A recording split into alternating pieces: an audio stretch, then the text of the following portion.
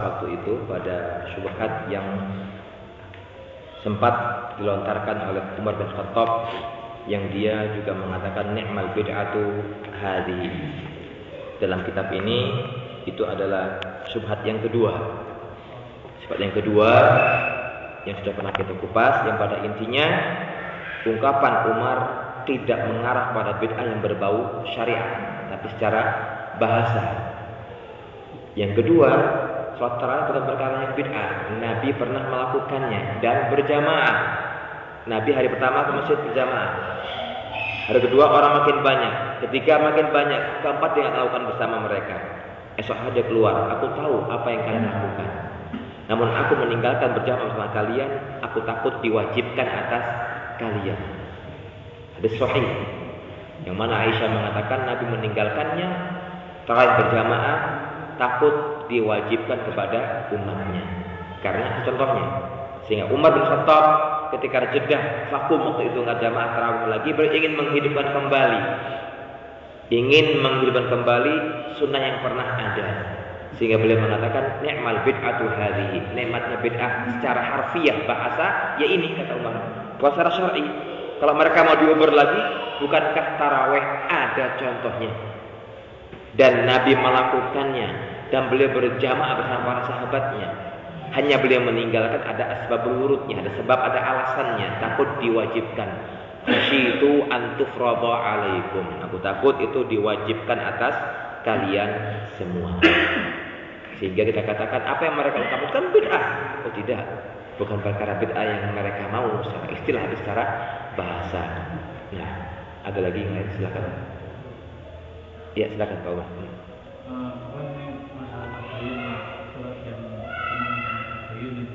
Tabayun ya. Nah itu kan di situ disebutkan hati-hati istilahnya dengan orang fasik itu apabila menerima berita dari orang fasik itu.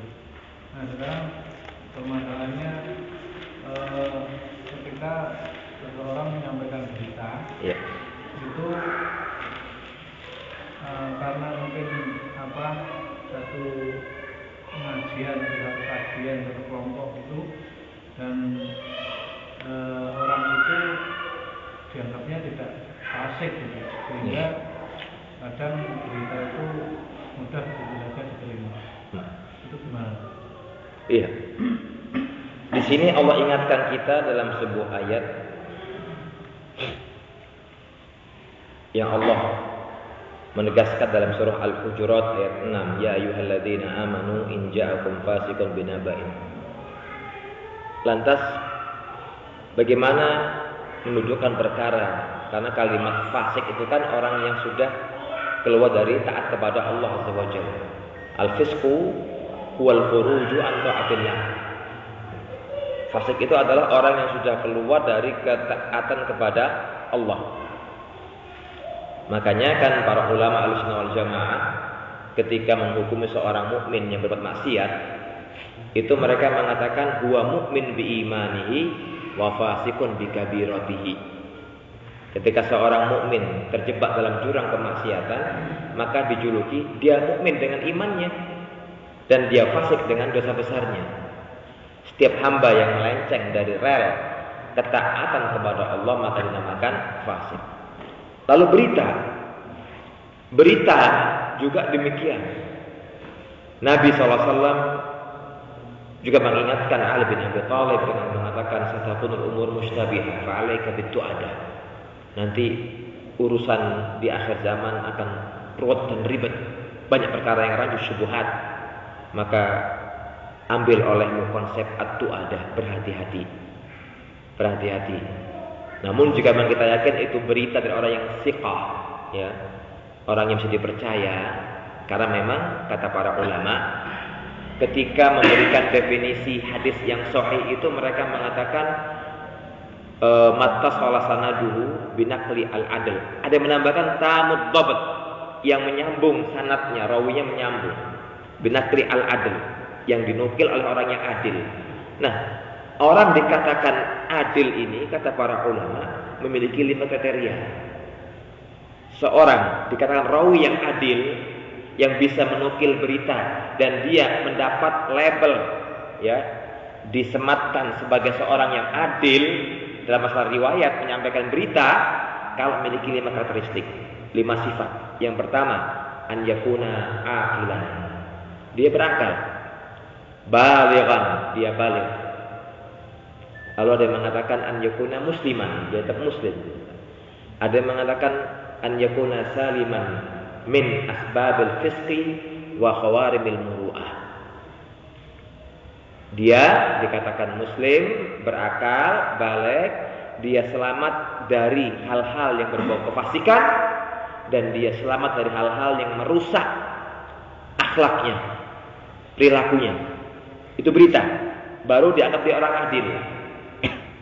Jadi khabar yang dinukil oleh orang yang thiqah bisa dipercaya, maka diterima.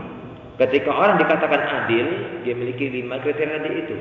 Muslimah, akilan, balighan, akil baligh, dia salim, dia selamat dari asbabil fisq, selamat dari hal-hal yang membuat dia fasik, dan dia selamat dari hal-hal yang mendapat julukan khawarimul muru'ah. Khawarim muru'ah, hal-hal yang bisa mengurangi akhlak atau perilaku dia. Ya. Sebagian ulama mengatakan kalau ada perawi hadis, kata mereka, yang suka nongkrong di pasar, maka tuduhlah dia, kata mereka. Dan ngapain nongkrong di pasar dia? Kecuali jualannya. Kalau nongkrong ada kerjaan, ulama mencurigainya. Kata mereka ada perawi hadis yang sering nongkrong di pasar, bukan karena udzur yang syar'i tentang dia berjualan, maka dia muttaham, kata para ulama, tertuduh berbuat hal yang negatif. Juga mereka mengatakan kalau ada perawi yang terkadang berbuat hal-hal yang jika menurut norma sosial kemasyarakatan itu dianggap aib dan tabu, maka mereka berhati-hati menerima riwayatnya. Sehingga terlebih jika berita itu berkaitan dengan masalah harga diri dan kehormatan orang lain, tetap Allah menyuruh kita at-tasabbut. Karena Ibnu Abbas menafsirkan kalimat fatabayyanu fatasabbatu. Fatasabbatu harus diisbatkan, dipastikan dulu tentang kebenaran berita ini. Karena juga syarat seorang dikatakan terima beritanya berat sekali. Makanya ketika ada seorang yang mengatakan saya melihat hilal, disumpah dia, nggak sembarangan. Makanya Saudi Arabia itu kalau ada orang mengaku hilal, dikasih hadiah besar hadiahnya. Tapi setelah disumpah, beranikah Anda bersumpah? Berani, silahkan. Sehingga dengan demikian tetap konsep awal Al-Quran dan As-Sunnah menyuruh kita untuk bertabayyun dalam menerima berita. Kecuali memang jelas ini kabar sudah menyebar dan dari orang yang thiqah bisa dipercaya, cukup. Tapi memang alangkah baiknya kita cross check agar tidak terjadi hal-hal yang tidak diinginkan. Siapa saja yang hobinya menyebar berita, dia akan fasik di situ tanpa ada cross check di lapangan. Dengar sampaikan. Karena Nabi pernah mengingatkan kita agar tidak gampang-gampang menyebar apa yang didengarkan. Ini berbahaya. Yang penting laris, yang penting orang dibikin geger, ini bahaya. Nabi melarang seperti itu. Jangan sampai Nabi menjuluh kita kafa bil mar'i kadziban an yuhadditsa kullama sami'a. Cukup seorang hamba dikatakan dia pendusta kalau dia langsung menyebarkan apa yang dengar, sebarkan. Woro-woro, dikit lagi woro-woro. Ini bahaya. Akhirnya golek goro-goro di antara sebagian kaum muslimin. Tetap seorang mukmin, seorang muslim bertasabbut dan bertabayyun dari khabar dan berita yang sampai kepada dia. Dan ini jejak ulama salaf. Saya masih terngiang salah seorang syekh di Madinah mengingatkan kita dengan sebuah riwayat yang sempat dinukil oleh Ibnu Abi Syaibah juga Abdul Razzaq dalam musannafnya. Salah seorang salaf ketika mendengar berita dari seorang yang baik juga, temanmu yang di sana kayaknya begini dan begitu, artinya melenceng, berubah. Dia tulis surat.